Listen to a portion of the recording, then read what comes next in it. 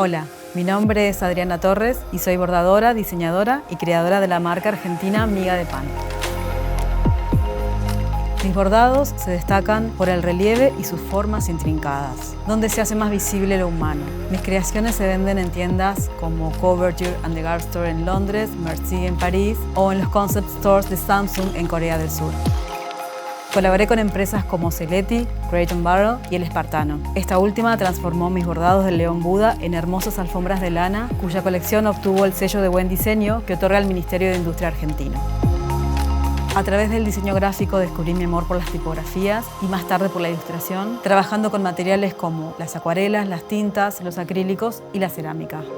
Vivo rodeada de plantas y encuentro en la naturaleza una gran fuente de inspiración.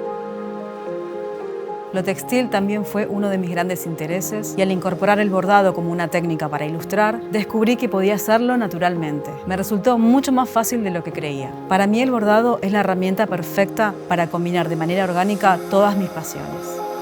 En este curso de doméstica te voy a enseñar a bordar en relieve utilizando 25 puntadas diferentes y te explicaré paso a paso cómo hacer cada una. El proyecto final será la creación de una pieza bordada en relieve, utilizando de guía un alfabeto botánico completo que diseñé especialmente para este curso. Podrás hacer el mismo proyecto que yo o inventar tu propio alfabeto para bordar las palabras que quieras.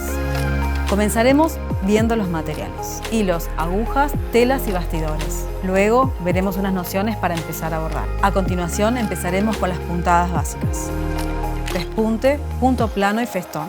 Después pasaremos al punto tallo y algunas de sus variantes. Más adelante empezaremos a bordar en relieve. Y aquí veremos el punto tallo en relieve, puntos rebatidos, puntos acolchados y a realce, puntos montados en la aguja y tejidos, puntos cruzados y puntos anudados. Para finalizar veremos cómo se cuida un bordado y te daré algunas recomendaciones y consejos finales. Al finalizar este curso estarás lista o listo para bordar un alfabeto botánico en relieve. Vas a necesitar un retazo de tela, agujas, hilos, marcador para tela, tijera y un bastidor para bordar. Este curso va dirigido a cualquier persona amante de las artes manuales que quiera disfrutar de momentos de placer y relax creando algo con sus propias manos.